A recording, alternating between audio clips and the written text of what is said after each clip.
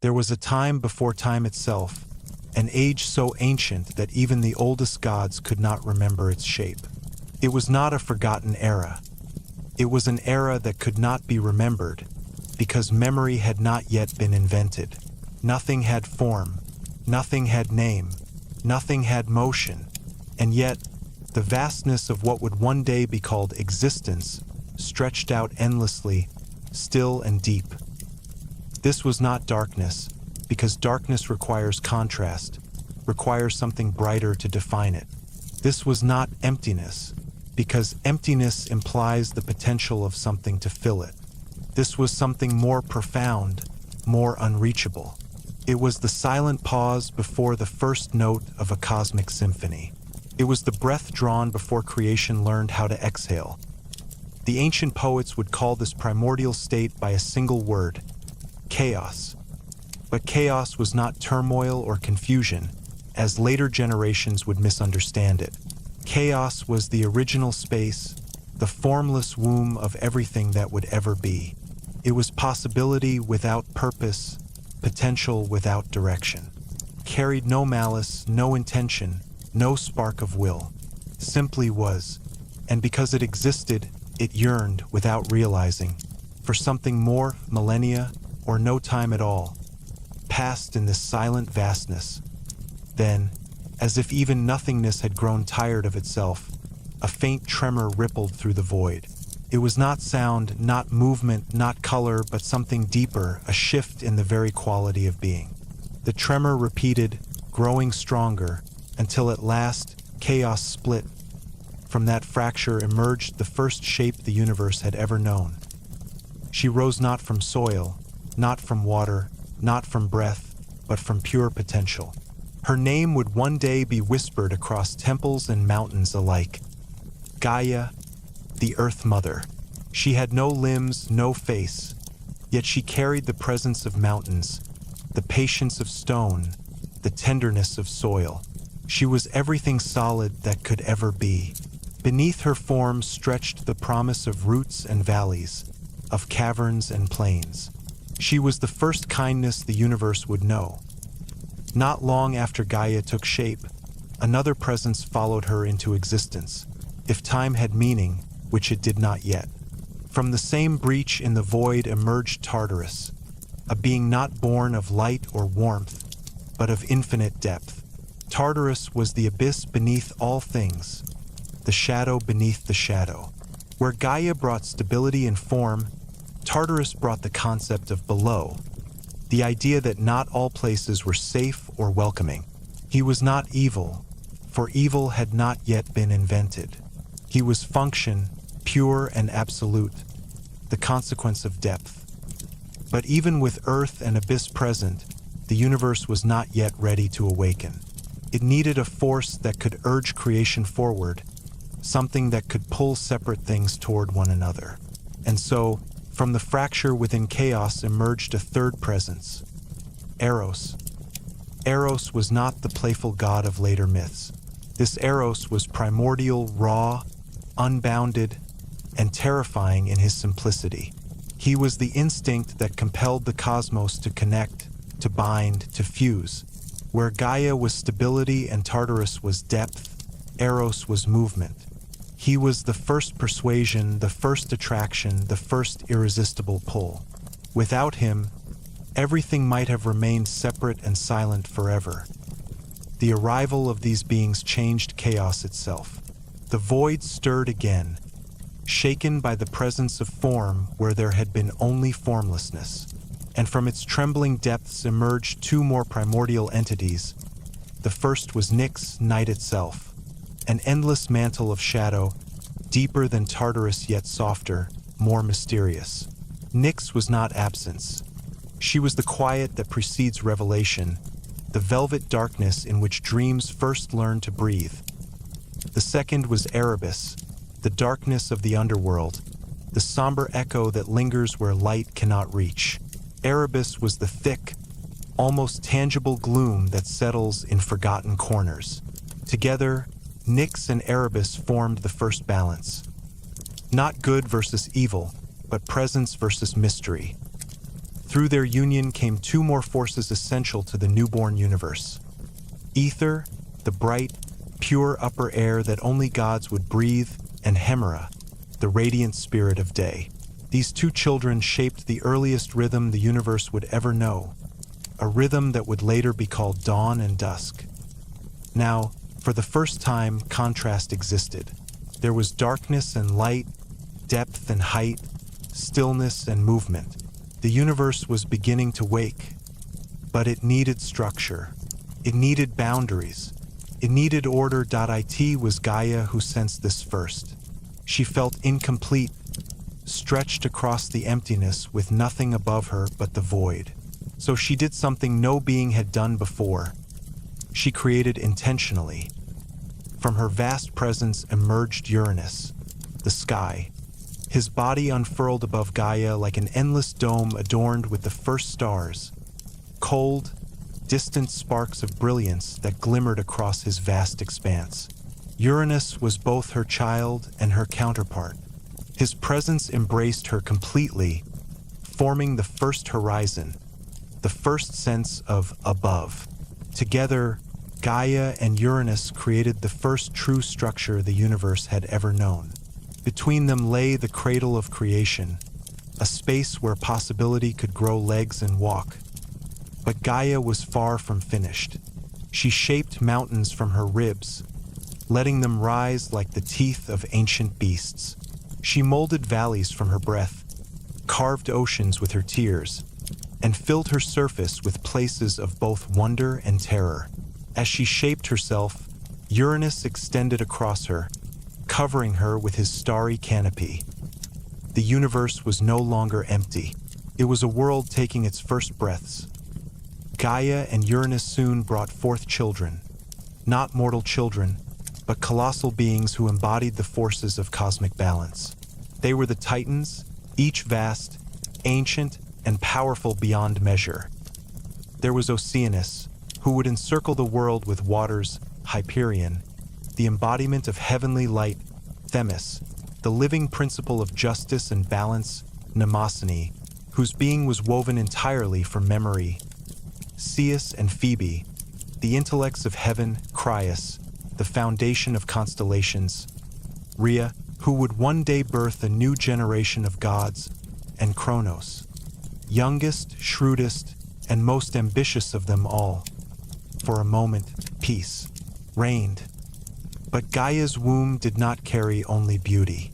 From her depths came beings so strange, so powerful, so overwhelming that even Uranus, the vast sky himself, recoiled in fear.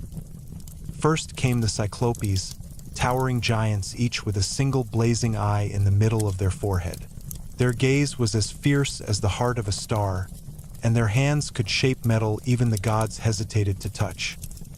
Then came the Hecatonchires, the 100-handed ones, each with 50 heads and 100 arms. Their strength was so immense that mountains trembled when they breathed. They were creation's raw power made flesh. Uranus was horrified. Though he loved his Titan children, these monstrous offspring filled him with dread. And so, in fear and revulsion, he forced them back into Gaia, burying them deep within her body. He pressed them into the hidden caverns beneath her skin, trapping them in darkness.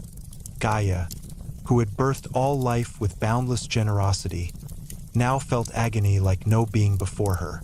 Her own children, squirming and struggling in her depths, caused her unspeakable pain. But worse than the physical torment was the betrayal. Her partner, her counterpart, had rejected her children. She called to Uranus, pleaded with him to free them, but he refused. His fear was too great, so Gaia's pain hardened into rage. Night after night she thought of how to end her suffering, how to free her trapped children, how to punish the husband who had brought such cruelty upon her. Finally, in the dimness of the world, she devised a plan. She shaped from her rocky bones an enormous sickle, a crescent blade of unbreakable stone. Its edge glimmered with deadly promise, sharper than anything that had ever existed. Then she summoned the Titans, standing before her towering children, She spoke with a voice that made the roots of mountains quiver. She called upon them to help her overthrow Uranus and free their imprisoned brothers. But one by one, the Titans hesitated. Uranus was powerful. He was the sky itself. To stand against him was to challenge the very order of the universe. Only Kronos stepped forward, eyes narrow with cunning, heart hardened by ambition. Kronos accepted the sickle from his mother's trembling hands. He alone possessed the audacity to strike the blow that would reshuffle the cosmos. And so, Gaia set her plan in motion. One evening, when Uranus descended as he always did to lie across the earth, Kronos hid in the shadows. As the sky lowered itself toward the land, Kronos leapt forward. With the sickle Gaia had fashioned, he slashed. The sound that followed shattered creation's silence forever. Uranus's cries echoed across the cosmos as his power bled into the sea and sky. The stars trembled. The mountains quaked. Even chaos shivered. From the blood that fell upon the earth rose new beings. Vengeful furies, wild giants, and ancient nymphs who would haunt the forests for eternity. And from the foam where Uranus's severed essence struck the waves emerged Aphrodite, radiant and untamed. Uranus, wounded and dethroned, lifted himself into the heavens, becoming the sky that would watch the world but never again touch it. As he fled, he cursed his son. "You will suffer the same fate. As you overthrew your father, your child will overthrow you." His prophecy hung over Kronos like a shadow. Gaia had achieved her rebellion. The Titans had seized power. A new age was coming. But the seeds of another revolution had already been planted. The universe did not change quietly after the overthrow of Uranus. It changed like a wound splitting open. For a brief, trembling moment, everything seemed to freeze. The stars held their breath, the winds forgot how to blow, and even chaos itself recoiled at the violence it had witnessed. Uranus's screams still echoed across the void, vibrating through the pillars of existence long after he had fled upward to become the unreachable sky. The sickle forged from Gaia's bones, now stained with the celestial blood of the dethroned ruler, lay in Kronos's hands like a symbol of triumph, and like a curse, for as soon as Uranus vanished, the weight of his prophecy settled heavily upon Kronos. That a child of his would overthrow him, the cycle would repeat. But Kronos was not a being who surrendered easily to fate. He was not like gentle Hyperion, who cared more for light than power, nor like Themis, who lived for balance rather than ambition. Kronos had always been different. Sharp-eyed, restless, and hungry, he turned to the assembled Titans, his siblings, and declared himself the new ruler of the cosmos. His voice thundered across the world, each word rolling like an avalanche. "I have cut down the old tyrant," he proclaimed. "The sky no longer commands the earth. Let a new era rise, an era of freedom, of strength, of Titan rule." The Titans roared their approval. For the first time, the cosmos resonated with something like victory. But Gaia did not celebrate. She watched her son gripping the sickle, watched the fierce gleam in his eyes, and felt an uneasiness settle deep within her. She had ended her suffering, yes, but what had she unleashed in its place? Kronos wasted no time establishing his rule. He raised a great mountain as his throne and named it Mount Othries. Upon its heights he built a mighty palace of stone and starlight. From there, he and the ruling Titans shaped the world. Hyperion raised the first true sun into the sky, teaching it to rise and fall. Oceanus carved rivers across Gaia's surface and taught them to flow endlessly back to the sea. Phoebe and Zeus studied the night, placing patterns of stars to guide future generations. Themis imposed order upon chaos, whispering laws that even gods would one day obey. Rhea, soft-hearted and nurturing, walked across the land, leaving behind forests, fertile valleys, and the first hints of mortal life. For a time, the cosmos lived under the warmth of a golden age. The air tasted of calm, The rivers flowed pure, creatures existed without fear. There was no war, no aging, no hunger. It was a world so peaceful that someday mortals would speak of it in longing. The time when gods walked without cruelty and life knew no sorrow. Kronos believed his rule unshakable, but Gaia knew better. She watched him every day, sensing how tightly he clung to his throne, how suspiciously he regarded the future. Kronos had won his crown not by wisdom, but by violence. And those who rise by violence rarely trust peace. When Rhea became his queen, the Golden Age brightened even further. Together, they were a pair of opposites. Kronos, sharp and wary, always bracing for threats unseen. Rhea, gentle and radiant, bringing warmth wherever she stepped. Their harmony gave birth to the next generation of divine beings. Their first child was Hestia, born with the calm glow of a hearth flame. She brought comfort, hospitality, the idea of home. Next came Demeter, whose footsteps sprouted the earliest grains, whose laughter caused seeds to stir beneath the soil. Then Hera, who was regal even in infancy, her presence commanding respect like a queen awaiting her throne. After her came Hades, silent-eyed and solemn, with a gaze that seemed to see beneath the surface of all things. Then Poseidon, born in a swell of ocean spray, his infant cries echoing like storms across the sea. Rhea adored. Her children, Kronos feared them. Every time Rhea placed a newborn god in his arms, the prophecy whispered in Kronos' mind, louder and louder. Your child will overthrow you. Paranoia twisted inside him, molding the Titan King into something darker. He convinced himself that fate was a hunter and his children were its arrows. And so, Kronos did the unthinkable. One by one, as each child was born, he swallowed them whole, not killing them. He did not dare risk their divine essences escaping, but imprisoning them inside himself, trapping them in eternal darkness. Rhea screamed and begged him to stop, but his fear was stronger than her tears. Gaia watched with horror. The Titan she had once empowered now ruled with cruelty not unlike Uranus, but of a different kind. Where Uranus used fear to suppress his monstrous children, Kronos used fear to devour the innocent. The Golden Age continued for the world, but for Rhea it became a nightmare. Each birth, meant to be a miracle, ended in horror. Each cradle remained empty. Her arms, meant to hold a pantheon, held nothing. Finally, when she realized she could bear no more grief, she fled to Gaia in desperation. "Mother," she cried, collapsing on the ancient ground. "He has taken them all, my children, one after another. The prophecy consumes him and he consumes them. I cannot endure it again." Gaia, who had endured betrayal from both husband and son, felt her old rage smolder. But this time, she tempered it with wisdom. "My daughter," she said softly, "you suffer what I once suffered. Do not let this cycle bind you as it bound me. There is a way."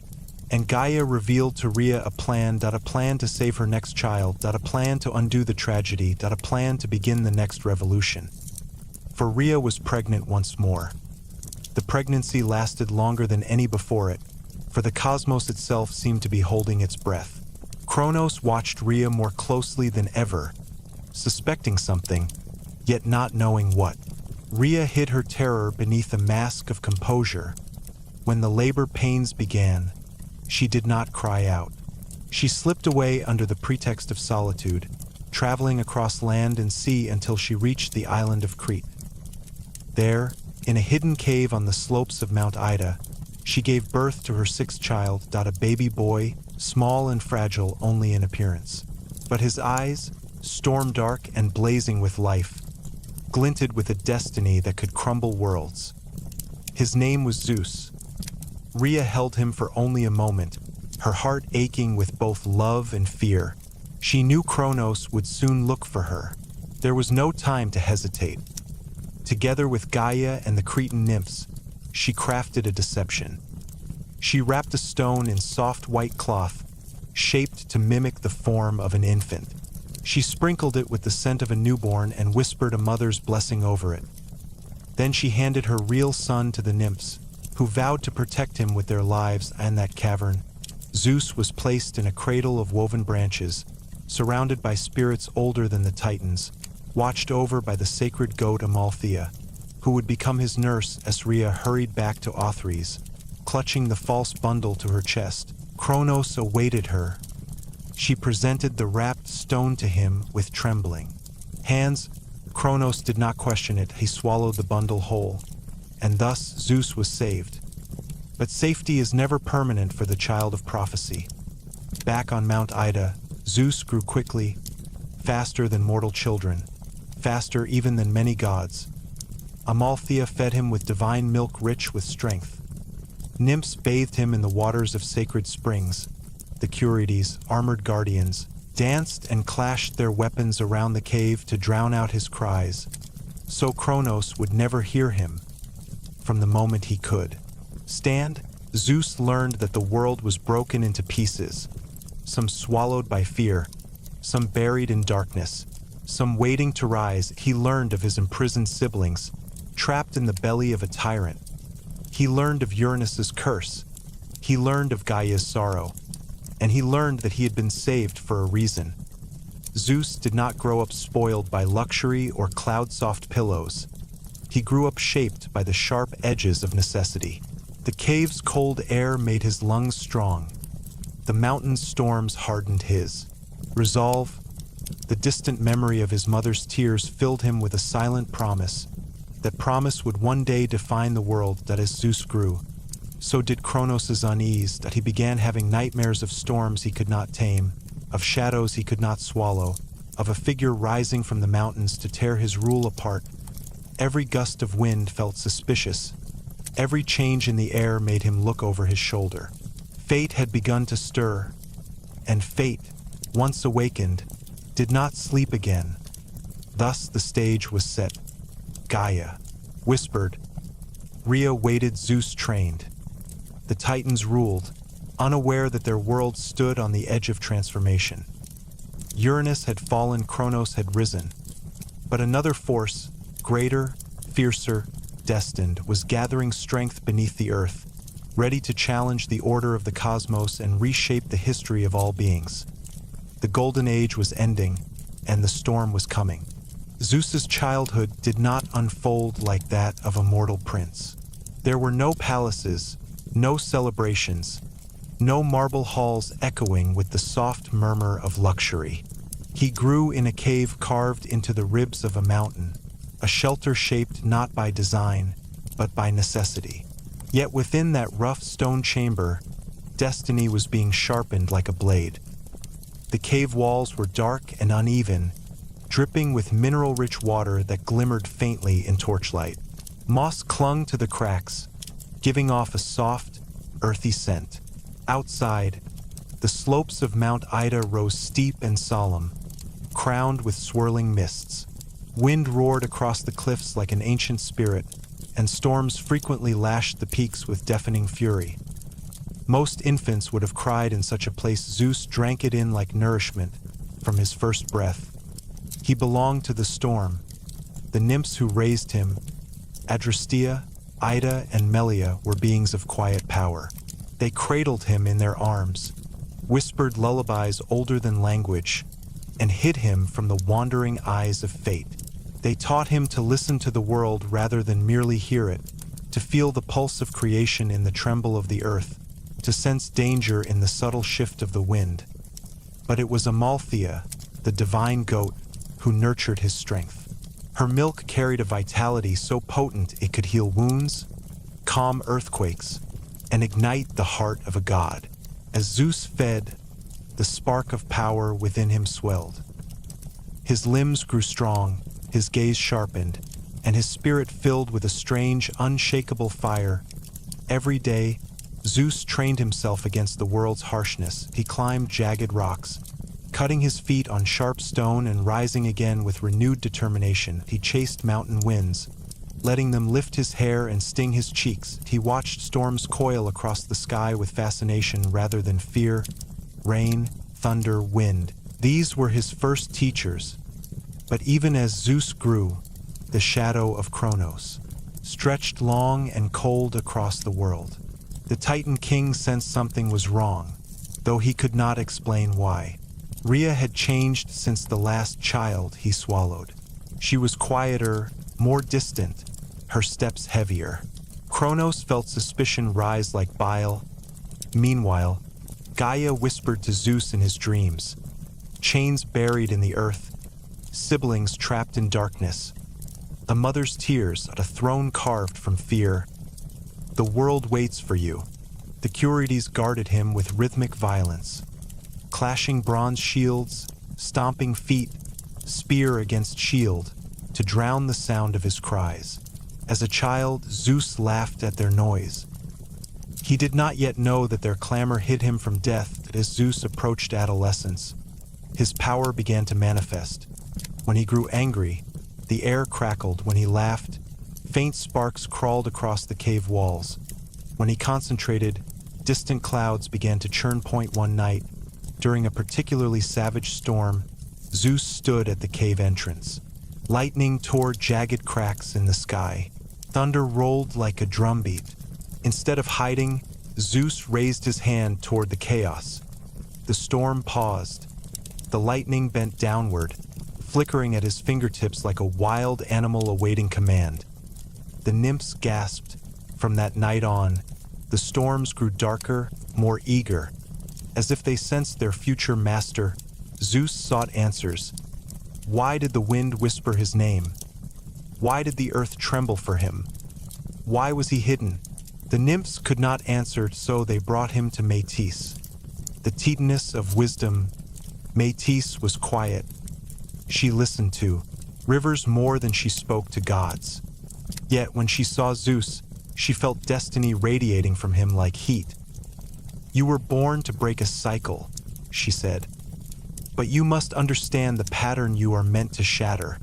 She taught him how to observe the world. To sense imbalance in the wind, he'll predict danger from shifting birdsong. He'll read power from silence. Power, Métis warned, is only useful when guided by clarity. A storm without purpose destroys both enemy and innocent. A storm with purpose reshapes the world. Zeus listened and absorbed every lesson. Years passed. Zeus grew tall and strong, carrying the storm in his veins. He was no longer a child hidden in a cave. He was becoming a challenger. One evening, Métis took him to the highest peak of Ida. This, she said, is the last peaceful moment before your path begins. She told him the truth. Kronos had swallowed every sibling Zeus had ever had. Hestia, Demeter, Hera, Hades, Poseidon. Trapped, Uniged. Unfree, Zeus clenched his fists. Lightning danced across his skin. What must I do? Métis revealed a silver vial, glowing like captured moonlight. A potion that will force Kronos to regurgitate what he has swallowed. But he will never drink anything I offer. That, Métis whispered, is why cunning must guide your strength. She told Zeus the plan that he accepted without hesitation. That night, he vowed, I will free them. The cave flickered with lightning. Zeus left Mount Ida. The storm followed him. Journey to Othri. Zeus traveled across forests, over rivers, through valleys shaped by Titan hands. The Golden Age was beautiful. Creatures roamed without fear. Mortals lived without hunger. But beneath the harmony, Zeus sensed a trembling imbalance. Peace built on fear never lasts at last. He reached Mount Othries, the seat of Titan power. The mountain was massive, carved with arrogance. Bridges hanging over chasms, pillars taller than hills, molten gold flowing like rivers of light at its peak. The palace of Kronos, cold, towering, merciless. Zeus entered disguised as a servant, and no one questioned him. Purpose can disguise itself as confidence that he crossed bridges over lava, walked through shadowlit halls, and entered the throne room. There sat Kronos, the Titan King. devourer of children. Rhea by his side, hollow-eyed Zeus knelt. "My king," he said calmly, "I bring a gift." He offered the vial. Kronos drank. He first. Nothing happened. Then Kronos convulsed. He roared. He clutched his stomach. Light poured from his mouth. Then out came Hestia, gasping, then Demeter, then Hera, then Hades, then Poseidon, fully grown, radiant, alive. Rhea wept. Kronos collapsed. Zeus threw back his hood. "I am Zeus," he said, "your son, and your end."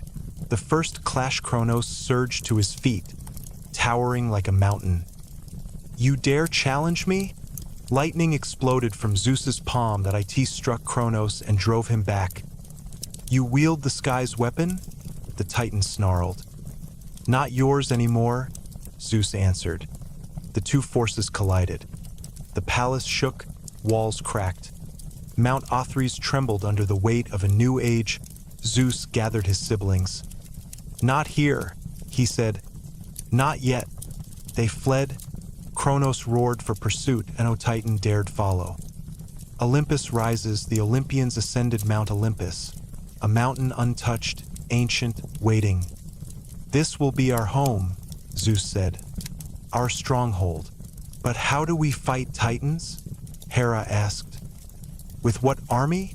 Hestia added. Zeus looked toward the deepest part of the world. "With the allies our father imprisoned." Descent into Tartarus. The siblings journeyed into the abyss. A rift in creation, a pit of eternal darkness. Chains thicker than forests lined the cavern, bound there.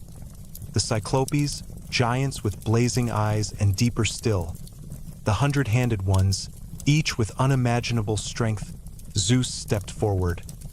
"I have come to free you." The Cyclopes stared at him. "Child of Rhea," the eldest said, "you have your mother's heart and your father's defiance." The Olympians broke their chains. Freed, the Cyclopes approached Zeus. "We forged weapons for the Primordials. We forged prisons for Titans. Now we forge for you." Light engulfed the cavern. When it faded, Zeus held the thunderbolt. Poseidon held the trident. Hades held the helm of darkness. The future had been armed. The Titans respond far away in Othrys. Kronos felt the shift. His voice thundered, "Summon the Titans, prepare for war." Hyperion came, Iapetus came, Crius came, Ceus came, Oceanus came. Kronos slammed his fists into the ground. "The Olympians rise, that we will crush them." The old world prepared for battle. The calm before the storm. The Olympians gathered on the peak of Olympus. Storms circled them. Lightning crowned Zeus. Waves answered Poseidon. Shadows bent toward Hades. Zeus raised the thunderbolt. "The Titans prepare for war," he said, "and so shall we." The sky erupted in lightning. The world shivered. The first great war in history was ready to begin. Titanomachy was no longer a prophecy. It had begun. The world held its breath as the Olympians prepared for the inevitable storm. Olympus, once a silent mountain untouched by Titan rule, now hummed with divine energy. Lightning coiling through the clouds, winds swirling with renewed ferocity, the earth trembling beneath the unmistakable awakening of a new age. Zeus stood at the mountain's highest ridge, the thunderbolt resting in his grip like an extension of his very soul. Behind him, Poseidon tested the trident, watching the distant seas respond with rising tides, while Hades adjusted the helm of darkness, his form flickering in and out of visibility like a living shadow. The Olympians had been born moments ago in the eyes of the cosmos, yet they stood with the presence of beings far older, far more certain of destiny. They felt the shift before they saw it, the pressure in the air, the silence of the winds, the tremble in the soil.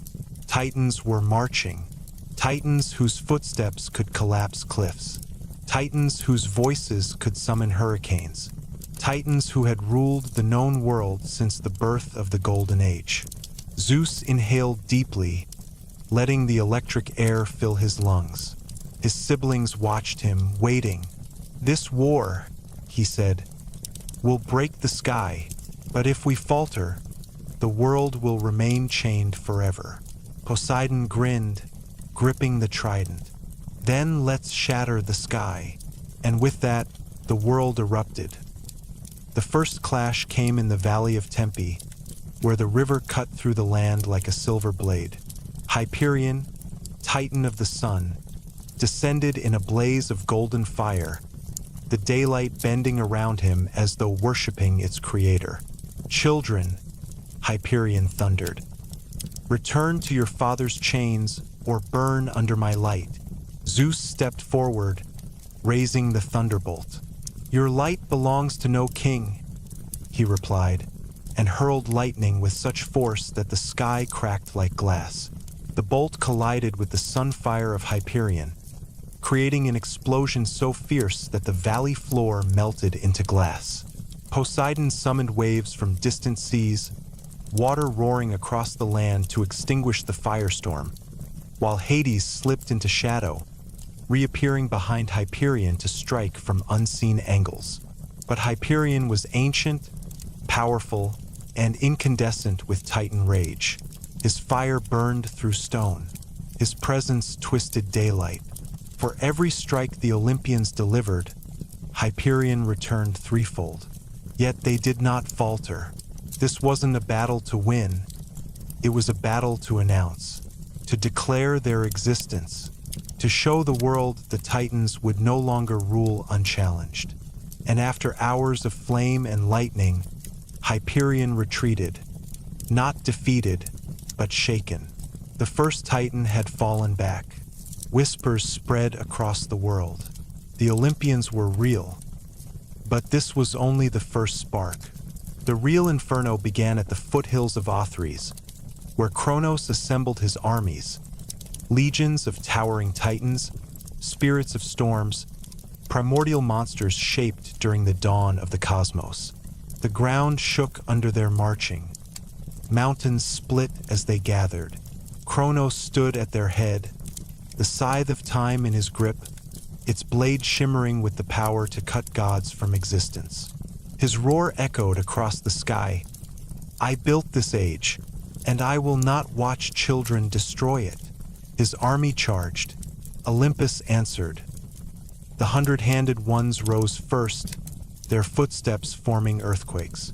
Briareus, Cottus, and Gyges hurled boulders larger than castles, each throw launching like a meteor across the battlefield. The Cyclopes returned with war-shattering fury, forging weapons in the heat of battle, their hammers ringing like thunder. The Olympians joined them, Zeus unleashing storms so fierce the sky tore open, Poseidon splitting rivers and summoning tidal waves that crashed onto land, Hades tearing shadow from the earth and weaponizing fear itself. Titans answered with earth-breaking force. Zeus sent shockwaves through the mountains. Crius summoned constellations as weapons. Atlas held up collapsing sections of sky to reshape them into projectiles of cosmic debris. Iapetus, the titan of mortality and warfare, met Zeus directly, their collisions sending shockwaves across continents. The war raged not for hours, not for days, but for years. The world changed beneath their feet. Forests burned and regrew. Mountains collapsed and rose anew. Oceans swallowed entire regions only to retreat as if remembering their boundaries. Mortals born during the war grew old before witnessing its end. Lightning carved canyons into the land. Sea storms reshaped the coastlines. Shadows became creatures that fled from Hades' rage. And above it all, Kronos waited for the perfect moment. The turning point came in the 15th year of the war. The Titans launched an assault directly on Olympus, climbing the mountain with fury so great the peak shook like a frightened creature. Zeus fought Hyperion and Zeus simultaneously. Poseidon dueled Oceanus in a storm that turned the sea white with foam. Hades battled Iapetus in the Canyon of Shadows. Hera, Demeter, and Hestia used every ounce of their divinity to protect Olympus itself, shielding its foundation from collapse, keeping its peak from falling. But the Titans pressed harder. Kronos moved through the battlefield like a force of nature, time distorting around him, blades aging into rust mid-strike, boulders eroding into dust before impact. And then, with a roar that echoed through all creation, Kronos reached the summit. He faced Zeus alone. The world held its breath. The Titan King towered above him, scythe glowing with infinite years. "You cannot defeat time," Kronos growled. Zeus tightened his grip on the thunderbolt. "Time will not rule forever." The storm erupted. Zeus unleashed every ounce of his fury. Lightning so bright it turned night into day. Kronos countered with temporal force so immense the stones beneath Zeus aged thousands of years in seconds. The clash bent the sky. Weather reversed. Rivers flowed upward. Stars flickered.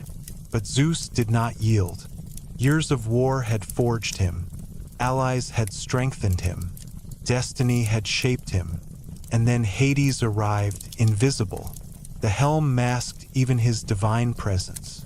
He struck Kronos from behind, staggering him. Poseidon followed, driving the trident into the earth, creating a fissure that knocked Kronos off balance. Zeus seized the moment. He summoned every storm, every cloud, every spark in the heavens. Lightning spiraled toward him, weaving together into a single world-shaking bolt. He hurled it with a roar that split the heavens. The thunderbolt struck Kronos. The Titan King fell. The sound of his collapse echoed across the continents. Silence followed. The war paused. Titans stared. Olympians waited. Kronos, defeated but still living, glared up at the sun he could not control. Zeus stood over him. "Your age," he said, "is over." And so the Olympians chained Kronos, not killing him, for even Zeus respected the primal weight of a Titan king, but imprisoning him in the depths of Tartarus, in the abyss that echoed with the same darkness Kronos had once cast upon them. When the chains sealed, the world exhaled. The war had ended. The sky cleared. The earth calmed. The seas softened. The Titans had fallen. A new age had begun. The age of the Olympians. The war was over, yet victory did not arrive like a sunrise. It arrived like the slow clearing of storm clouds after a night of endless thunder, hesitant at first, then magnificent. The world that lay beneath the Olympians was battered and reshaped, as though creation itself had been hammered on an anvil. Rivers wound in new paths carved by tidal waves. Mountains bore scars where lightning had shattered their ridges. Valleys glittered with glass formed from sand melted in Titan fire. The world was different now, and it waited. Zeus stood at the summit of Olympus, alone for a long moment, breathing in the air of this new era. His chest rose and fell not from exhaustion. Gods did not tire as mortals do, but from the gravity of what had transpired. He had fought a war against beings older than thought. He had defied a king who devoured his own children. He had shattered the sky simply by refusing to bow. Yet the greatest challenge still lay ahead, building a world worthy of the victory they had bled for. Below him, the Olympians gathered, Poseidon with his sea-washed aura, Hades with the quiet shadow that clung to him, Hera regal and fierce, Demeter surrounded by a faint glow of new vegetation, Hestia a warm, steady flame of presence. They were no longer survivors. They were rulers. Zeus turned to face them, thunderbolt in hand, though now it pulsed not with wrath but with authority. "The world," he said, "awaits its new order." Poseidon folded his arms. "A world cannot be ruled by one. It must be divided." Hades nodded slowly. "Balance creates stability. Without balance, we risk becoming what we fought." Zeus knew this was true. The power they carried was immense, too immense for one throne, one crown, one command. He raised his hand to the sky as wind coiled around him like a loyal serpent. Then we divide it, not in weakness, but in strength. The clouds above swirled, forming a celestial chamber as ancient forces gathered, responding to Zeus's will. A great throne of sky-forged gold appeared behind him, shaped from stormlight and divine authority. Before it, three symbols materialized: the sky, the sea, and the underworld. Zeus placed his hand on the sky. I claim the heavens, the storms, the clouds, the winds. They answer to me. Lightning rippled across the sky in acceptance. Poseidon stepped forward and touched the sea. The ground trembled, and water surged upward in a vast, roaring column that curved around him like a crown. Then the oceans are mine, the rivers, the tides, the storms born from salt and pressure. The seas answered their new ruler with a booming swell. Hades approached the final symbol. Shadows thickened, swirling in spirals at his feet. And I will command what lies beneath, he said quietly. Not in darkness alone, but in dignity. The dead will have a kingdom, not a prison. A place to rest, not to fear. The underworld opened gently beneath him, not as a threat, but a realm recognizing its king. The division was made. The cosmos settled. And for the first time since the world began, the divine realm had structure, order rising from chaos. But a throne is not merely claimed. It must be honored. The Olympians needed a home, a seat of divine judgment, a sanctuary and a fortress. Zeus lifted his hand, and Olympus responded as though it had been waiting for this exact moment for all eternity.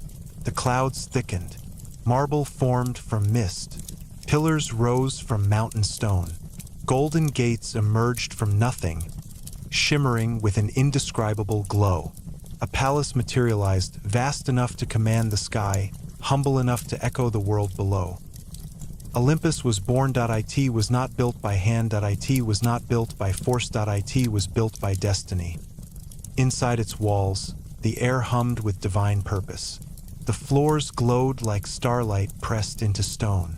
Gardens of immortal flora grew instantly, their leaves shimmering with colors unknown to mortals. Rivers of silver water flowed through the halls. Courtyards opened into sunsets that never faded. And at its center stood the throne room, 12 seats carved from pure cosmic power, awaiting the gods who would shape the fate of everything. Zeus sat upon the central throne. The air crackled with acknowledgement. The sky bowed to its king. Yet leadership did not bring peace. In the years that followed the war, the Titans not imprisoned in Tartarus were scattered, lost, or broken. Some wandered the edges of creation, unsure of their place in a world no longer theirs. Others hid, others plotted. Kronos remained bound, but the echo of his reign lingered like a wound the world had not yet healed from. Zeus knew this. His siblings knew it too. Peace is not the absence of war. Peace is the presence of order. Thus, the Olympians began their work. Demeter traveled the earth, touching soil that had been scorched by battle, coaxing life from barren land. Grass emerged beneath her feet. Orchards blossomed in her wake. Mortals, seeing this miracle, approached her with reverence and awe, experiencing agriculture for the first time. Hera traveled to settlements of early humankind, guiding them in forming bonds, marriage, family, community. She shaped the invisible structures that held societies together.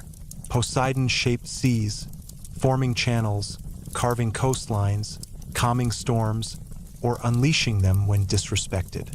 Sailors would praise his name for centuries to come. Hades descended into the underworld, meeting shades of mortals who arrived confused, afraid, or lost. His realm became organized, structured, given purpose. He shaped the rivers, named the judges, built halls for heroes and resting places for ordinary souls. Hestia remained within Olympus, tending its eternal flame. She embodied warmth, welcome, and hearth, binding the home of gods together. And Zeus shaped the sky. He placed order into the seasons, balance into night and day, justice into the interactions of gods and men. The thunderbolt became more than a weapon. It became a symbol, a promise of divine fairness. The world stabilized. Mortals flourished. Nature calmed. Creation healed. The age of the Olympians began not with thunder, but with harmony. Yet beneath the calm, something stirred. Titans in Tartarus whispered in their chains. Something ancient beyond the Titans shifted in the darkness of the deep cosmos. And Zeus sensed it, the faint, barely perceptible vibration in the fabric of reality. Victory was not an ending. It was a beginning. A throne invites challengers. A kingdom invites ambition. A world invites forces that would shape, test, and sometimes shatter it. Zeus tightened his grip on the thunderbolt and stepped onto the balcony overlooking the mortal realms. "Let them come," he murmured to the wind. The sky rumbled as though answering its king. Olympus stood unshaken. His gods stood ready. The world watched the heavens, unaware that this peaceful dawn was the beginning of an age filled with triumph, tragedy, love, betrayal, creation, and destruction. For the gods had taken their thrones, and destiny, for the first time, had breath. The first centuries of the Olympian reign unfolded like a tapestry woven from sunlight. Mortals thrived in the warmth of Demeter's harvests. Cities began to form under Hera's guidance. Sailors ventured confidently into open waters knowing Poseidon's moods could be calmed with proper respect, and families gathered around fires ignited by Hestia's eternal presence. Even the realm of the dead grew orderly and meaningful under Hades's watchful eye. Its once formless gloom transformed into a structured kingdom with laws, boundaries, and purpose. Zeus, from his throne atop Olympus, oversaw the world with measured judgment, maintaining balance between nature, gods, and mankind. Peace spread like dawn over the continents. It became known as the Golden Age of Olympus. But even the brightest dawn cast shadows, and in those shadows old wounds whispered. Though Kronos was bound in Tartarus, the memory of his rule lingered in the bones of the earth. The Titans who had not been imprisoned, those who had fled, who had surrendered, who had been allowed to roam, were not entirely silent. Some lingered on distant islands where the wind carried their regrets. Some stood on mountaintops, looking toward Olympus with a longing they could not speak. Some plotted quietly, for while the Olympians embraced their victory, the defeated wrestled with their fate. The first omen arrived quietly. Zeus sensed it not through thunder, but through absence. The sky stilled one evening. No wind, no shifting cloud, no whisper of movement. The world seemed to hold its breath. Then a tremor pulsed through the heavens, faint but undeniable. Zeus rose from the throne, brows furrowed. Lightning curled around his forearm instinctively. "Something disrupts the balance," he murmured. Hera approached, her expression sharp. "Titan trouble?" Zeus shook his head. "No, this feels older." Far below Olympus, the mortals felt it too. Crops paused in their growth for a heartbeat. Animals lifted their heads as if hearing a warning. Waves hesitated before striking the shore. The world knew something was stirring, but not what. The first sign came from the sea. Poseidon sat upon his coral thrown deep beneath the waves, surrounded by currents swirling like living creatures. A sudden darkness rippled through the waters. It was not the absence of light, rather the presence of something deeper, something ancient. The currents reversed for a moment before correcting themselves. The sea god rose abruptly. "That is no tide," he muttered. "Something old awakens." At the same time, Hades felt the underworld tremble. Souls paused in their endless quiet wanderings, as if listening to a distant voice. Cerberus, normally calm in Hades's presence, growled at the shadows. Some regions of the underworld flickered, shifting like memories shaken from sleep. Hades placed a hand on the helm of darkness, sensing something stirring deeper than Tartarus, something buried beneath even the Titan's prison. "Who disturbs the deep?" he whispered, but no answer came. Zeus called a council. The 12 thrones glowed inside the great chamber, though many seats were still waiting for future gods. Zeus stood at the center, thunderbolt in hand, while the sky outside roared softly, unsettled. "There is a presence rising beneath the world," he declared. "Neither Titan nor primordial storm. Something older." Hera narrowed her eyes. "Older than the Titans?" Hades spoke quietly. "There are beings who predate even Kronos. Beings who were never meant to walk the world again." Poseidon crossed his arms. "And what would wake them now?" Zeus turned his gaze toward the horizon. Imbalance. Though he did not speak it aloud, he knew the truth. The defeat of the Titans had sealed one era and opened another. But in breaking the old order, he had disturbed forces that slept far before Kronos ever lifted a scythe. Creation did not forget, and sometimes creation answered back. The first awakening manifested as a storm off the western sea, a swirling black vortex that devoured light. Mortals fled in terror as the spiraling darkness deepened, its roar echoing like a wounded roar from the world's earliest days. Poseidon appeared on the waves, standing atop the ocean as if it were solid ground. He thrust the trident into the storm. The water split, revealing a massive shadow within the vortex. Not a creature, a void, a hungry absence. Zeus arrived in a bolt of lightning, materializing above the ocean. He extended a hand and forced lightning into the swirling mass. The storm recoiled but did not disperse. It pulsed, once, twice, then collapsed in on itself, dragging the sea downward before bursting into nothingness. The ocean slammed back into place with a roar. Poseidon exhaled sharply. That was no monster. That was a remnant, a leftover piece of something ancient.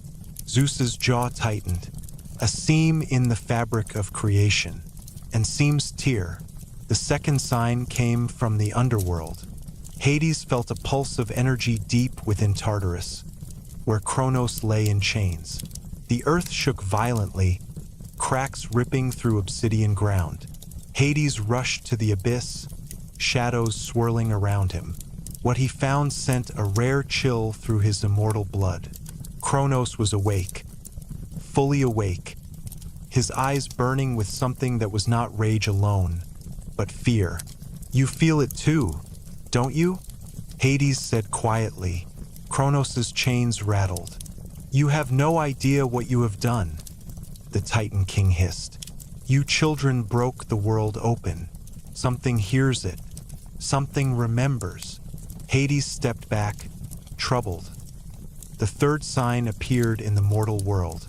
Demeter wandered through fields that had flourished under her blessing for years.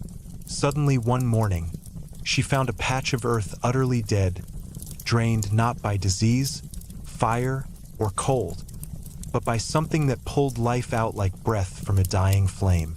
Plants around it leaned away as if terrified. Even the sun avoided the spot. Demeter touched the soil.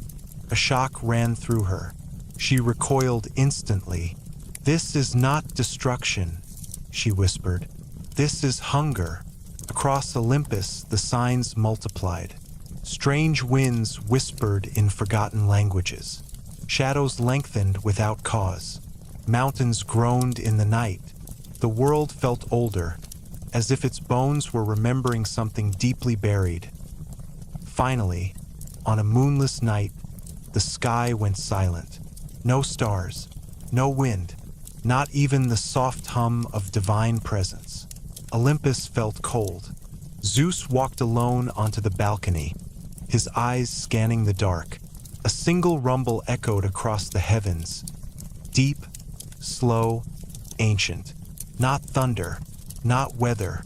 Something primordial, that a voice that spoke not in words, but in intent. The world has shifted. The air trembled. Trees bent. Mortals fell to their knees. Even gods shivered. The old order has fallen. Zeus gripped the thunderbolt tighter. Now the forgotten awaken. The sound faded. The world remained still. Zeus closed his eyes.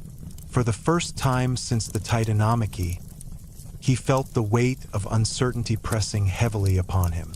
Forces older than Titans, beings that had slept since the dawn, creation stirring from the deepest cracks. This was no longer about keeping order. This was about preventing the world from unraveling. Zeus opened his eyes, filled with stormlight. Then let them awaken. He whispered, for Olympus would meet them. For the gods were ready, for destiny, once again, had begun to move. In the days that followed the celestial warning, Olympus moved with a tension it had never known. The gods were powerful, newly crowned, newly victorious, but even victory carries the weight of responsibility. And beneath that responsibility lay something darker. The growing realization that the world's foundations were trembling not from rebellion, but from awakening. The Titans had been adversaries, but they were familiar, predictable, born of earth and sky. But what stirred now was older than form, older than shape, older even than fear. It belonged to the time before time, when existence was a raw, shifting sea of chaos and intention. Zeus gathered his siblings for another council. Thunder rolled outside the palace as if the sky itself was pacing anxiously. "We face an enemy that has not yet taken shape," Zeus said. "We must understand what we are dealing with." Hades spoke first, his tone low and steady. "The tremors beneath the underworld do not come from Kronos. Something moves below even him, something from the deep abyss, something that predates our father by countless ages." Poseidon nodded grimly. "The oceans feel it as well. Not a creature, not a current, a force." Hera stepped forward, her voice sharp and analytical. "What force is older than the Titans?" A slow silence spread across the chamber. It was Hestia, gentle and steady, who finally answered. "The Primordials." The word drifted across Olympus like a cold wind. Zeus's grip tightened around the thunderbolt. The Primordials, the beings of the first dawn. Not gods, not Titans. Concepts born into flesh. Forces given will. Nyx, the night. Erebus, the darkness. Pontus, the sea before the sea. Ananke, inevitability. Fans, the first light. And deeper still, chaos. Many were gone, dispersed into the fabric of reality. But some slept, some waited, and some, Zeus now realized, watched. Before Zeus could respond, the palace shook violently. The torches flickered. The air dimmed. A cold so profound it seemed to ignore physical laws spread through the throne room. The gods froze, not out of fear, but out of recognition. A presence filled the halls, thick as a shadow that had existed since the beginning. The darkness gathered at the far end of the chamber, pulling itself into a shape. A silhouette formed, not human, not divine, but something vast wrapped inside a shape small enough for comprehension. Slowly, two eyes opened. They glowed like the last stars in a dying universe. Nyx had arrived. Hera's breath caught. Hades stepped instinctively toward Zeus. Even Poseidon's confidence wavered. The primordial of night drifted across the marble floor without touching it. Darkness clung to her like a living mantle. Her voice, when she spoke, was layered, echoing with countless ages. "Children of Cronus," she said, "you have stirred what should never wake." Zeus straightened. "You speak of the tremors, of the voice we heard." Nyx's gaze deepened. "That voice does not belong to one being. It belongs to many. Old forces sense the shifting of power. They sense opportunity." She glided closer. "You broke the old order. You carved a new age. But in doing so," her eyes flicked toward the horizon, where lightning silently split the sky, "you thinned the veil between what is and what was." Demeter stepped forward cautiously. "What awakens? Who awakens?" Nyx tilted her head, as if listening to some inaudible whisper. "Not who," she answered. "What?" A wave of darkness spread briefly across Olympus before receding. The gods exhaled slowly. Nyx raised her hand and revealed a vision suspended in the air. An endless churning fog of black and white, swirling like a cosmic storm. Shapes shifted within it. Shapes without form, faces without structure, entities that flickered between existence and memory. "This is the edge of creation," she said, "where chaos once reigned before the first breath of the universe." She lowered her hand. "Something within that void has stirred. Something hungry." Zeus studied the vision. "Chaos itself?" Nyx's expression hardened. "Chaos does not awaken. It exists. It watches. It does not hunger." She paused. "What you felt is born from its remnants, from the scraps left behind when form took shape. They were never meant to have will." Her voice deepened to a growl of cosmic displeasure. "But now they do." Poseidon grimaced. "So what then? Fragments of the beginning." "Fragments," Nyx corrected, "that remember a world without gods, without titans, without order." She stepped back as her shadow expanded, filling the hall with cold. "I am not your enemy, Olympian, but I cannot stop what is awakening. It is not of my domain." Her eyes locked with Zeus's. "Only you can." Zeus's jaw tightened. "Then tell me what I must face." But Nyx did not answer. Instead, she dissolved into darkness, her final words echoing through the chamber. "The night can shield you only so long. Prepare yourselves." The silence that followed was absolute. Zeus turned toward his siblings. "We're not fighting titans this time," he said quietly. "We're fighting the forgotten." Hades nodded grimly. "Then the world may tremble once more." Poseidon looked toward the sea, sensing the rising turbulence of the deep. "Let it tremble. We've held it once, we can hold it again." But Zeus felt the truth stirring in his bones. These were not foes that battled for thrones. These were not forces that sought power. These were beings that wanted something more fundamental, that a world returned to its beginning, that a world unmade. That night, as storms gathered around Olympus, Zeus stood alone on the balcony. The wind felt unfamiliar. The stars flickered as though struggling to hold their places. And far in the abyss beneath the world, something stirred. A sound like a breath being drawn for the first time since creation. Zeus raised the thunderbolt. "If the beginning awakens," he whispered, "then Olympus will stand at the end." The following days unfolded with a tension that wrapped itself around the world like a tightening coil. Even mortals, who had no words for such ancient forces, felt the unease. Children woke from nightmares they couldn't describe. Animals avoided their usual routes and stared nervously at empty spaces. Fires crackled with a strange hesitation, as though afraid to burn too brightly. The world was behaving as if an uninvited guest had entered the room. One it could not see, but undeniably felt on Olympus. The air thickened. Even the wind sounded watchful. Zeus had not slept since Nyx's warning. Gods did not require sleep, but they required certainty. and that certainty had been stripped away. He paced the high balcony, lightning flickering around him like restless thoughts. Every so often he glanced upward, scanning the sky not for a threat, but for an absence. Gaps in the stars, strange distortions in the constellations. Once, the constellations were anchors.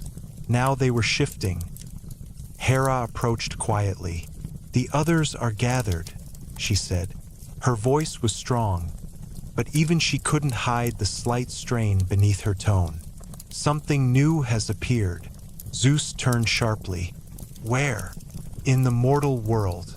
In the east." Zeus didn't hesitate. With a silent command to the wind, he vanished in a bolt of lightning. The sky cracked open, and the world blurred that he reappeared above a vast plain in the eastern lands, high above a field dotted with early human settlements. Mortals stood in clusters, pointing at the sky with terror. Zeus followed their gazes. Then he felt it that a pocket of air, silent, unmoving, colorless. A sphere of absolute stillness hanging in the sky like a wound in the world. It wasn't darkness. Darkness has texture. This was absence. A small sphere, perhaps the size of a chariot wheel, but radiating wrongness so intense the clouds bent away from it. Poseidon rose from the sea in a burst of water moments later. Hades emerged from a shadow near the base of the plain. The three brothers approached the anomaly together, each step weighted with caution. Poseidon spoke first. "This is no storm, and no remnant." Hades nodded slowly, eyes narrowing. "It's a mouth." Zeus turned to him sharply. "A mouth, not to eat," Hades clarified. "To listen." The sphere pulsed. For a moment, the world forgot how to breathe. Then something happened that froze even the divine blood of Olympus. The sphere whispered that it didn't have a voice. It spoke through the absence of sound, like a memory of speech, a hollow echo vibrating through existence itself. "You hear us?" Zeus gasped as the whisper passed through him, not into his ears, but directly into his mind. Poseidon staggered. Hades clenched his jaw. The sphere vibrated again. "We remember. Before." "Before what?" Zeus wondered, but the sphere answered. "Before light, before form, before rule." The whisper was growing clearer, stronger, curious. "Before you." Zeus lifted the thunderbolt. "Reveal yourself." The sphere shuddered as though amused. "We reveal nothing, but we arrive." Zeus felt the air around him shift, like fabric stretching around a forming shape. The whisper continued. "You broke the order of Titans, and we felt the crack." The sphere widened slightly. Mortals screamed and ran. Birds fell from the sky. Even the wind vanished. "We come through the cracks." Hades stepped forward, helm at his side. "What are you?" Again, the whisper reached their minds. "We are the echoes." Zeus's eyes widened. Métis had once spoken of such things. Fragments left behind from the earliest chaos. Not beings, not entities. Leftovers. The unshaped, the undefined. A paradox that should never have held thought. Yet here they were. Poseidon raised the trident. "Why show yourselves now?" The whisper darkened. "Because creation fears change, and where it fears, we grow." Zeus tightened his grip on the thunderbolt. "Leave this realm." A low, rattling pulse rippled through the sphere, something like laughter. "We do not enter your world. Your world opens to us." The sphere cracked that a thin fissure of nothingness split its center that Hades' eyes widened. "Zeus." But the crack burst open that a torrent of shapeless energy poured out. Not light, not darkness, not matter, not mist. A tearing force that unraveled everything it touched. A tree dissolved. A stone collapsed into dust. A patch of ground flickered, glitching between existence and non-existence. Mortals fell to their knees. Some fainted. Some wailed. Zeus didn't hesitate. He hurled the thunderbolt. The sky screamed. Lightning slammed into the sphere. The cracks sealed instantly, but the shockwave blasted the three brothers backward, flattening entire fields beneath the force of the collision. Mortals were thrown into the grass. Animals scattered in terror. When the smoke cleared, the sphere was gone. But the silence it left behind remained. A dead silence. Poseidon stood slowly. What in the depths was that? Zeus stared at the sky. Not a god. Not a titan. Hades stepped closer, voice low. Then what? Zeus exhaled. A long, steady breath that carried the weight of new knowledge. Something from before the beginning, he said. Something that should never have woken. The wind returned hesitantly. The stars flickered unnaturally. And far beneath the world, in the deepest crack of existence, something stirred in response to the collapsed sphere. The echoes had not come through, but now they knew the world could be reached. Zeus felt the faintest tremor in the air, like a cosmic chill. This was not an attack, he whispered. Hades nodded grimly. It was a taste. Poseidon growled. And they will return for more. Zeus looked toward Olympus, lightning reflecting in his eyes. Then we prepare, he said, for the second stir, for something older than chaos had whispered back. And the universe had listened. The world did not heal after the first echo appeared that it pretended to. Mortals rebuilt their homes, telling stories to calm their fear. Animals returned to their routines. Rivers resumed their flow. The sky cleared, as if washing itself clean of the strange wound that had appeared in its fabric. But beneath this veneer of normalcy, the world quivered. Zeus felt it each morning when he rose from his throne. The subtle tremble in the wind, the slight hesitation in the clouds, the faint hum in the lightning before it left his palm. The sky no longer moved with smooth certainty. It moved as though listening. Poseidon felt it when he dipped beneath the waves. The sea did not respond instantly anymore. It waited, watching for something else, something deeper, before obeying its god. Hades felt it in the underworld's breath. The souls murmured restlessly, shadows bent in unintended ways, and the river Lethe occasionally rippled with a memory it should not have held. Creation was uneasy. The echoes had touched it once, and reality remembered that on Olympus, the tension thickened until the air felt almost solid. The gods gathered more frequently, each meeting heavier than the last. They argued, quietly at first, then sharply. Hera demanded they secure the mortal world. Poseidon insisted they reinforce the boundaries of the sea. Demeter pleaded that nature needed stability before fear poisoned its growth. Athena, young but wise, warned that minds might fracture before bodies did. Ares felt only anticipation and restless excitement. Apollo watched the sun flicker unnaturally and grew increasingly unsettled. But Zeus listened to them all, absorbing their fears as if they were storms, gathering inside him. Finally, he raised his hand. "We cannot fight shadows without shape," he said. "We must find where they are coming from." Athena stepped forward. "The echoes do not come from Tartarus, or from the realms of night. They come from the cracks." "The cracks," Hera repeated. Athena nodded. "Places where existence fails, where the world forgets its own rules." Zeus's eyes narrowed. "There shouldn't be such places." "There weren't," she replied, "until the war." Silence swept across the hall. It was Demeter who broke it. "We shook the world too hard." Zeus gripped the thunderbolt as guilt flickered across his features. Yes, the Titanomachy had been catastrophic. Mountains shattered, rivers reversed, oceans split, skies torn open. They won, But creation had paid a price now coming due. Poseidon slammed the butt of the trident against the floor. Talking solves nothing. Show me the cracks. I will seal them with water and pressure. Athena shook her head. These cracks are not physical. Hades spoke quietly. They are conceptual. The gods turned to him. All things life, death, nature, time are held together by principles. Laws. He gestured to the space around them. When those laws fail, reality thins, and something listens through the gaps. Zeus's jaw tightened.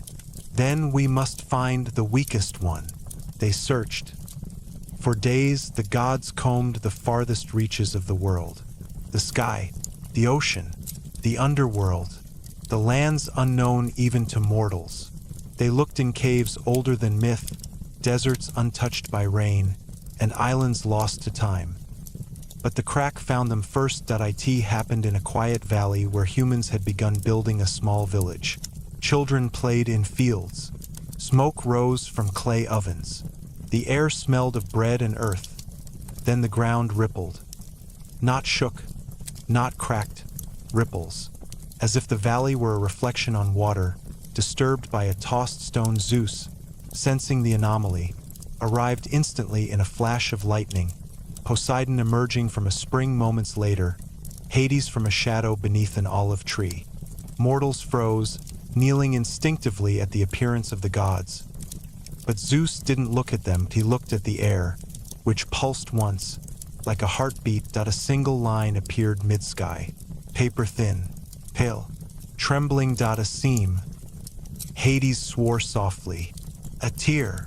Poseidon tightened his grip on the trident. A new one.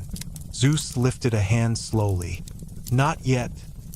The seam widened. A second line grew downward, then another, forming a shape, a jagged outline like a crack in glass spreading across the sky.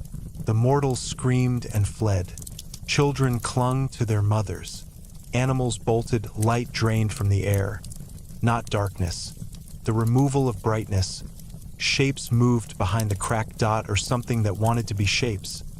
A whisper flowed through the valley. We remember this place. Zeus raised the thunderbolt. Hades whispered, Brother, not yet. Let it show itself. The seam bulged outward. A hand-like form pushed through, except it had too many fingers and not enough. Its edges flickered, struggling to remain solid.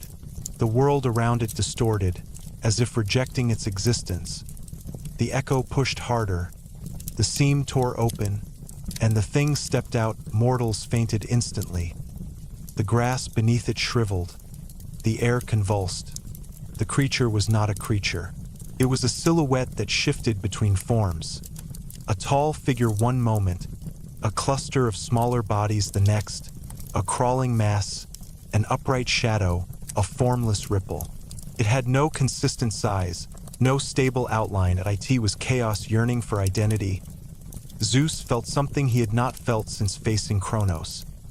Resistance. The being faced him. We have learned form. Another ripple tore through the valley, cracking the ground, warping sound. Poseidon roared, Zeus now! Lightning exploded. The thunderbolt struck the echo full force, but instead of destroying it, the lightning bent around its form, refracting like light through broken crystal. The echo shuddered, then laughed at a sound like 1,000 voices learning how to laugh for the first time. We grow stronger as you resist. Hades stepped in, shadows whipping around him. I know you're kind, he snarled. You seek not life, not death. You seek unraveling. The echo tilted its head, delighted. Death is structure, life is structure. We seek the space between. Zeus hurled another bolt. Poseidon summoned a tidal wave from thin air. Hades unleashed a maelstrom of shadow. The valley erupted with divine power. The echo flickered wildly, struggling to maintain its shape, shrieking in a discordant harmony. Then it snapped back through the seam and vanished. The crack sealed instantly, leaving only silence. The gods stood among the wreckage, ruined earth, broken air, trembling mortals. Poseidon spat. "They're learning," Hades exhaled. "And adapting." Zeus looked at his hands. His lightning, his oldest ally, had barely touched the thing. He looked toward Olympus. "We can no longer react," he said quietly. "We must strike first." Hera appeared behind them, her voice sharp. "But how does one strike at beings without form?" Zeus closed his eyes. "We hunt the cracks." Poseidon nodded grimly. "And if we can't close them," Hades finished the sentence, "we close what lies on the other side." Zeus opened his eyes, lightning blazing in them. "The echoes think we broke the world," he said. "They are wrong." He lifted the thunderbolt. "We will reshape it." For the first time, the gods realized something chilling. The Titan War had been a battle of power. This would be a battle of reality. The world no longer moved with the smooth rhythm it once held. Creation groaned beneath invisible pressure. The air hummed with a tension mortals could not explain. Shadows stretched and withdrew without a source. Even the gods felt it in their bones, an ache of instability, a subtle wrongness creeping along the edges of existence. And so the hunt began. Zeus led the effort, not because the others lacked strength, but because the sky itself was the first to show signs of the coming collapse. Each morning he woke to a sky that felt thinner. Each night the constellations flickered like candles in a draft. The wind was no longer loyal. It hesitated before obeying, as though listening for commands from elsewhere. Zeus felt the storm responding with uncertainty, and nothing unsettled him more. Poseidon searched the seas. He dove into the darkest trenches, swam through underwater caverns untouched by sunlight since creation, and followed ripples that originated from no current. He found whirlpools forming without cause, perfectly circular depressions where no tide should exist, and waters that grew still in places where waves had always danced. Sometimes he sensed something moving beneath him, but when he looked, nothing was there. Hades searched the underworld, deeper than any god had dared in centuries, past the lands of heroes, beyond the rivers, down where souls were nothing more than vague thoughts drifting like vapor, and deeper still, beneath the halls where ancient kings slept. Even the Furies followed him in silence, their torches unable to illuminate the shifting shadows. Hades felt the cracks most clearly, because the echoes touched what his domain represented: boundaries, endings, closure. There was no closure in an echo, only unraveling. Meanwhile, Athena searched the mortal world with logic and precision. She studied patterns of energy, the behavior of animals, the tremors that shook people awake at night. Artemis tracked strange distortions in forests, where deer froze and stared at empty space. Apollo watched the sun dim irregularly, saw the shadows misalign with the hour. Hermes traveled between realms, mapping spots where the world thinned like worn fabric, and slowly, they began to find the cracks. The first one discovered after the valley incident lay deep beneath the Aegean Sea. Poseidon sensed it before he saw it, an emptiness tugging at the seabed.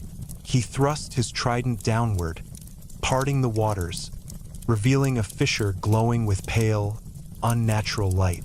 When he leaned close, he heard a whisper. Not words, not intent, just a hungry silence. He sealed it with pressure so immense that mountains cracked nearby. But the silence remained inside the stone. The second crack appeared on a remote island found by Artemis. A tree stood there, tall as a titan, yet its bark was perfectly smooth and featureless, as if it had never known texture. No branches, no leaves, no roots visible. A blank object pretending to be a tree. When Artemis touched it, her hand passed through the surface as though it were mist. She recoiled instantly, "It is a memory of a tree," she whispered. "Not a tree itself. She burned it with divine fire. It melted, leaving behind a small shimmering slit in the air.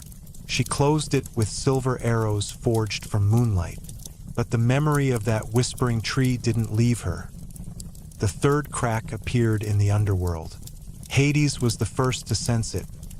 A stillness so absolute it felt like the afterlife had stopped breathing. He found it in a cavern where the dead gathered before crossing into final judgment. The souls there were frozen, suspended mid-step, mid-thought. Even Cerberus would not cross the threshold. At the far end of the cavern was a shimmer, like heat rising from sand, except it pulsed with cold. Hades approached, shadows swirling protectively around him. When he reached out, he felt something trying to mimic his hand. He pulled away sharply. "You learn too quickly," he muttered. It took every scrap of his power to seal the cavern permanently. But cracks continued to appear in the desert. A dune collapsed and folded into itself, revealing a spiraling void that hummed with awareness. In the northern mountains, snow fell upward for 3 days before the crack was found at the heart of a blizzard. On a distant coast, a fisherman cast a net that returned filled not with fish, but with fragments of shapes that flickered and dissolved when touched by moonlight. The echoes were learning, and they were getting bold. One night, as Zeus stood alone on Olympus watching the shifting constellations, the world suddenly tilted. It was brief, half a heartbeat, but unmistakable. A slip in gravity, a fumble in reality itself. He heard a faint static hum behind him and turned sharply. Nothing. But the static deepened. Then a whisper at his back. "We see the king." Zeus spun around instantly, thunderbolt glowing. A small crack hovered in the air behind the throne, no bigger than his palm.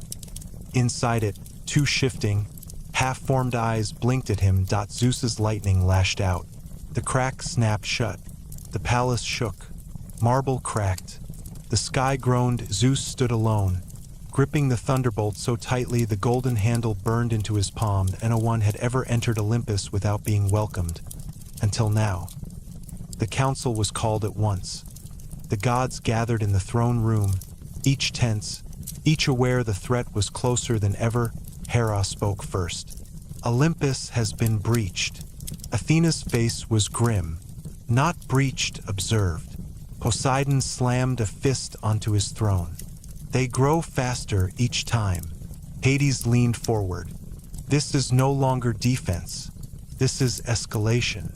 Zeus rose slowly. "The cracks are not random," he said. "They are probing us, mapping us." Hermes nodded. "Finding weaknesses."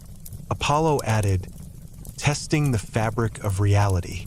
Athena's eyes widened. "They are trying to understand form so they can enter our world fully." Zeus's gaze hardened. "Then we must find the source." A hush fell across the hall. "You mean," Hera whispered, "enter what lies beyond the cracks?" Zeus nodded. "The echoes watch through the openings, but they come from somewhere beyond them, place outside creation. A realm not meant for gods, titans, mortals, or even primordials." Poseidon frowned. "A place like what?" Zeus answered with a quiet certainty. "The Unshaped Realm." The words chilled the chamber. Hades shook his head.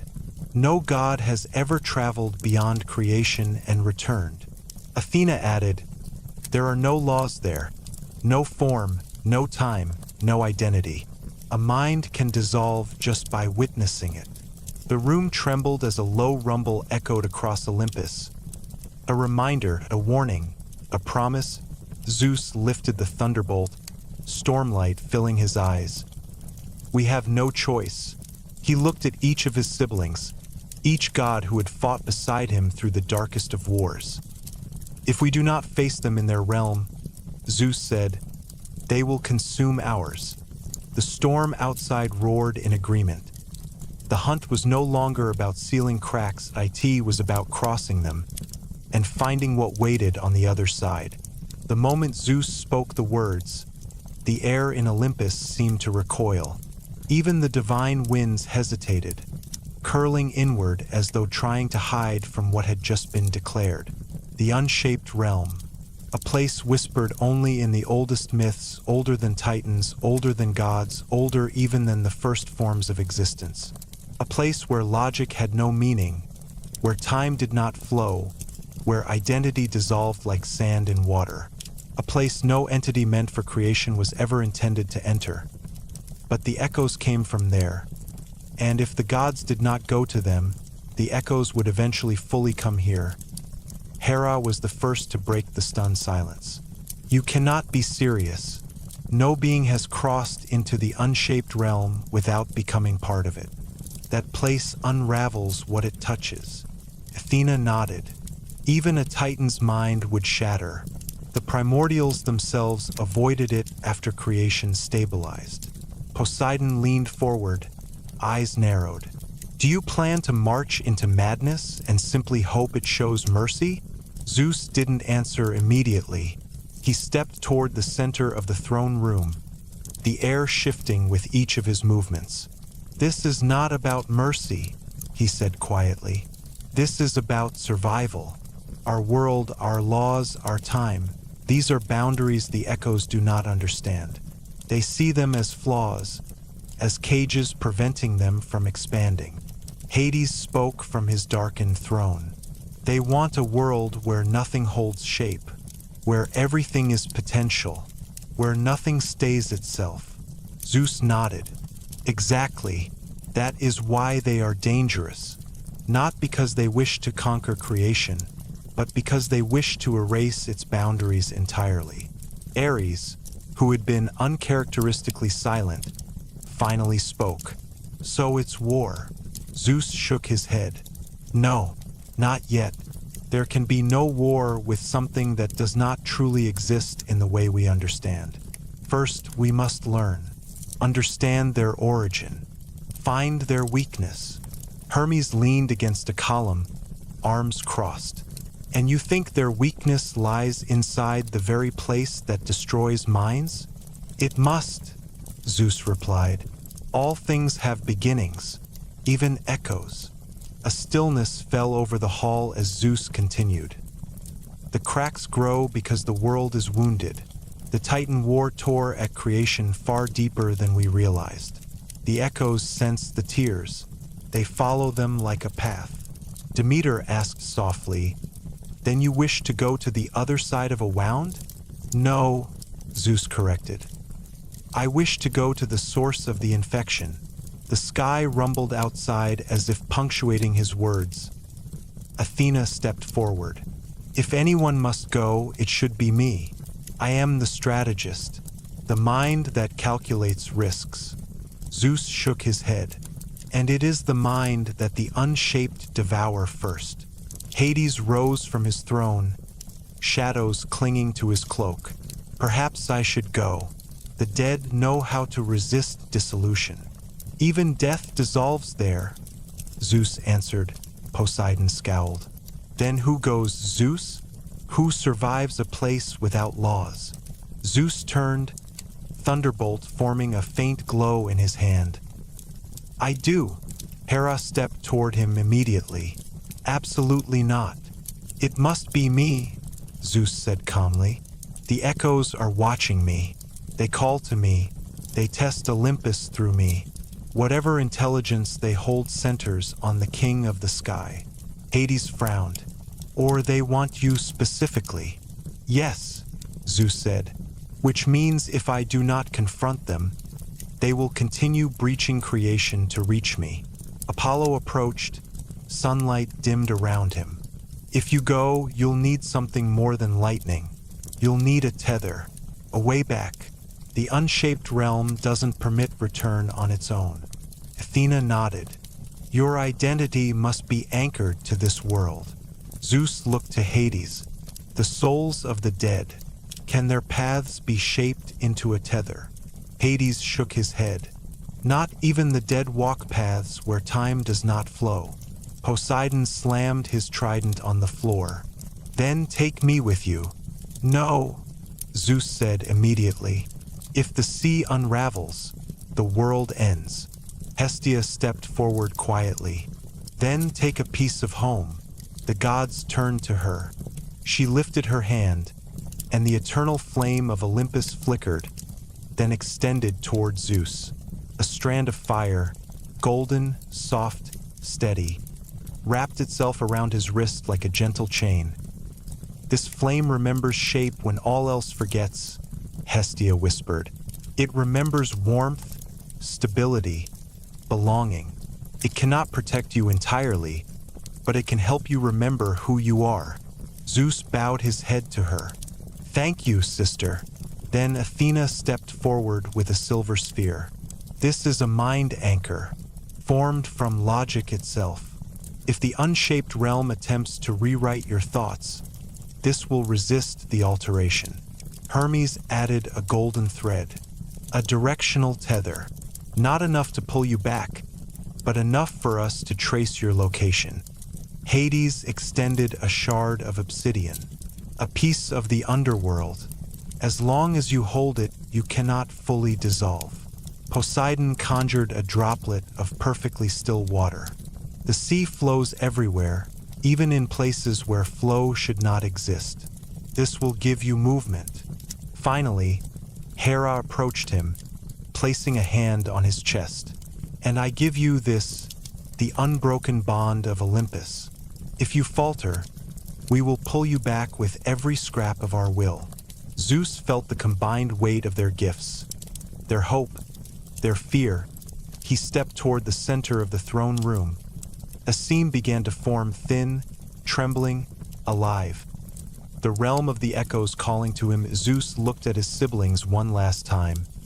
If I do not return, Hera cut him off sharply. You will. Zeus nodded once and stepped into the crack. The world bent. The light shattered. The sound inverted, and Zeus fell into the unshaped realm, a place where nothing stayed itself, a place where thought melted, a place where form forgot what it was, a place where the echoes waited. Zeus fell through a world without direction.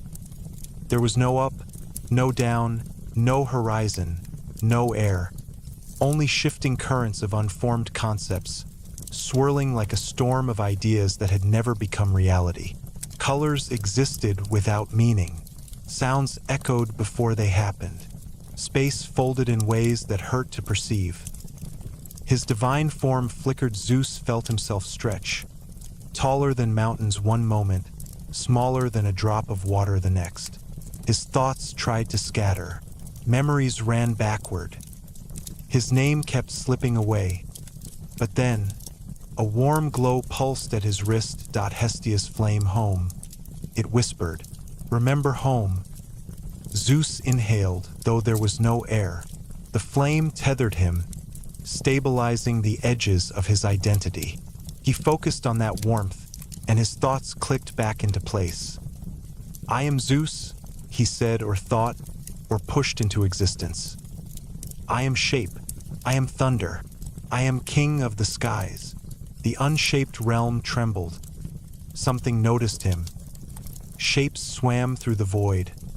Too many arms, too few limbs, then suddenly none at all. Faces forming without mouths. Eyes appearing in clusters, then blinking out like dying stars. The echoes gathered. A whisper curled around him like cold mist. You should not be here. Zeus held the thunderbolt tight. It flickered, distorted, then snapped back into form. I came to understand you, he said. To stop you. The echoes shifted. Stop us from returning. Zeus steadied himself. This realm never meant to shape itself. Why now? The echoes pulsed in something like frustration. You broke the world. Images formed around him. Cracks in creation. War between gods and titans. Mountains split. Oceans inverted. The sky torn open. The Titanomachy replayed in thousands of overlapping fragments. You shook the laws. Zeus clenched his jaw. The war for freedom had nearly destroyed the universe's structure. And through the fractures, the echoes whispered, "We remembered hunger." The void darkened around him. "You belong here," Zeus said. "Your place is the unformed. This world cannot hold you without shattering." The echoes shifted until a single giant silhouette floated before him, a crude attempt at humanoid shape. "We wish to be..." "To be what?" Zeus demanded. The shape trembled violently. "To be real." The words echoed with such desperation that even Zeus felt something twist in his chest. Echoes were not evil. They were incomplete, but their existence threatened all of creation. "If you gain form," Zeus said softly, "the world loses it." The echo shivered. "A world with no boundaries, no time, no death, no life, chaos." Zeus said, "Freedom?" The echo replied, "No," Zeus answered firmly. "That is the end of everything." Lightning crackled around him, distorting, wavering, but still present. "If you cannot enter our world," Zeus said, "then I will reinforce the boundary between realms. I will seal the cracks forever." The echoes screamed, not with anger, but with longing. "We wish shape." Zeus lifted the thunderbolt. The entire unshaped realm pulsed, colors bending away, concepts twisting, the void trembling like a frightened animal. "I give you this," Zeus said, "in the name of creation itself." He thrust the thunderbolt upward that it exploded, not outward, but inward, sending a shockwave of pure form into the formless realm. The blast rippled like a sunrise, spreading boundaries, imposing laws, forcing stability. The void screamed as possibilities collapsed into non-existence. The echoes shattered, not destroyed, but pushed back into the depths of potential where they belonged. The cracks sealed. The unshaped realm folded in on itself. Zeus felt everything collapsing around him. He grabbed the flame on his wrist. "I am Zeus," he said again. "I am form." Hestia's tether pulled. Hermes' golden thread pulled at Hades' obsidian shard pulled. Poseidon's droplet pulled at Hera's bond pulled. Zeus snapped back into creation like a thunderclap. He crashed onto the marble of Olympus, lightning tearing across the sky. The gods rushed toward him. Hera first, Poseidon close behind, Hades emerging from shadow, Athena already analyzing the stabilization pattern in the sky. Zeus rose slowly. The world felt whole. The cracks were gone. The whispers faded. Reality stood firm again. Hera touched his face. "You returned." Zeus smiled faintly. "I told you I would." Poseidon looked at the sky. "The world feels stable." Hades nodded. "The underworld is still, for the first time in years." Athena spoke softly. "You anchored the boundary between realities." Zeus looked over the world below. The mortals, the seas, the forests, the rivers, the mountains.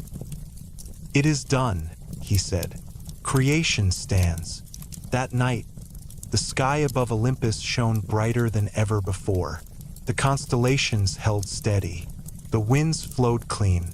The world breathed easily, and the gods understood something new. The Titan War had earned them the throne. But this battle, the one fought beyond creation, established their era.